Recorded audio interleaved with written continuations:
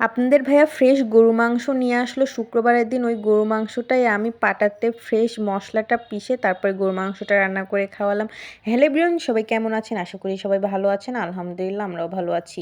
আর শুক্রবারের ভিডিওটি আমার খুব দেরিতে ভয়েস ওভার দিয়ে আপলোড করলাম। কী কারণে সম্পূর্ণ ভিডিওটি দেখলেই বুঝতে পারবেন। আর আজকে ভিডিওটি আমি এই যে দুপুর থেকে স্টার্ট করলাম। আপনাদের ভাইয়া সকালে পরোটা কিনতে গিয়েছিল সকালে নাস্তার জন্য, সঙ্গে গরু মাংস কিনে নিয়ে আসছে। একদম ফ্রেশ গরুর মাংস নিচে সকালে জবাই করেছে গরুটা। আর এই যে ফ্রেশ গরুর মাংস আপনাদের ভাইয়া নিয়ে চলে আসছে। আর মাংসগুলো আমি বাটিতে ঢেলে নিলাম। মাংসগুলো বের করার পরই মনে হচ্ছে মাংসগুলো সাইজে অনেক বড় বড়, এগুলো কেটে নিতে হবে মাংসগুলো। আর মাংসগুলো দেখেই বুঝতে পারছেন যে মাংসগুলো কিন্তু সত্যি অনেক ফ্রেশ গরুর মাংসগুলো। আর মাংসগুলো যেহেতু সাইজে অনেক বড় বড় ছিল, আমি মাংসগুলো কেটে যতটুকু মাংস রান্না করব অতটুকু বাটিতে নিয়ে নিয়েছি। আর হচ্ছে কিছু মাংস আমি রেখে দিব, অত মাংস তো একসঙ্গে রান্না করব না, যের জন্য কিছু মাংস আমি রেখে দিলাম। আর মাংস নিয়ে যে ফ্রেশ আমি পাটাতে হচ্ছে মশলাটা পিষে আজকে গরু মাংসটা রান্না করব, সেই জন্য পাটাতে কিন্তু আমি মশলাও পিষে নিয়েছি গরু মাংস রান্না করার জন্য। গরু মাংসটা রান্না করার জন্য বেশি করে পেঁয়াজ, দারুচিনি, এলাচ, লবঙ্গ, তেজপাতা, বড় এলাচ এগুলো দিয়ে পেঁয়াজটা লাল লাল করে কিন্তু আমি ব্রাউন কালার করে নিয়েছি।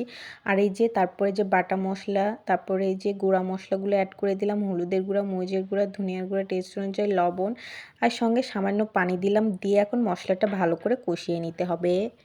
আর ফ্রেশ যেহেতু মশলা পিষে গরু মাংসটা রান্না করতেছি, মাংসটা রান্না অবশ্যই ভালো হবে। আর এই যে মশলাটা ভালোভাবে কষিয়ে নিয়েছি গরুর মাংস রান্না করার জন্য। তারপর এই যে ধুয়ে রাখা গরু মাংসগুলো দিয়ে দিলাম মশলার মধ্যে, মশলা কষানোর মধ্যে দিয়ে এখন গরু মাংসটা কিন্তু ঢাকনা দিয়ে ভালোভাবে কিন্তু গরু মাংসটা আমি কষিয়ে নিব।